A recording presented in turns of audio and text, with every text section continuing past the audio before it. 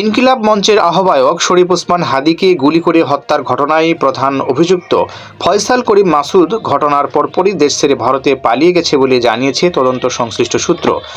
গোয়েন্দা তথ্য অনুযায়ী হামলার প্রায় 12 ঘন্টার মধ্যেই সে সীমান্ত অতিক্রম করে। তদন্তে উঠে এসেছে, গুলির ঘটনার পর পরিকল্পনা অনুযায়ী গুরুত্বপূর্ণ আলামত গায়েব করা হয়।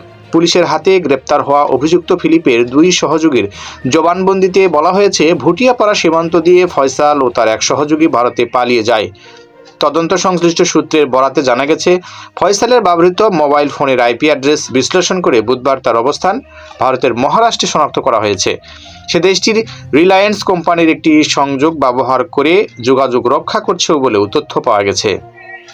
যদিও হত্যাকাণ্ডের প্রধান 2 অভিযুক্ত এখনও পলাতক, তবে তদন্তে পুরো ঘটনার নকশা স্পষ্ট হয়ে উঠেছে। তদন্তকারীদের ভাষ্য অনুযায়ী চলতি বছরের জুলাইয়ে দেশে ফিরে ফয়সাল করিম মাসুদ, কামাল, রুবেল ও মঈনুদ্দিনের সঙ্গে যোগাযোগ স্থাপন করে তারা সবাই কার্যক্রম নিষিদ্ধ আওয়ামী লীগের ও এর অঙ্গ সংগঠনের সঙ্গে যুক্ত বলে তদন্তে উঠে এসেছে।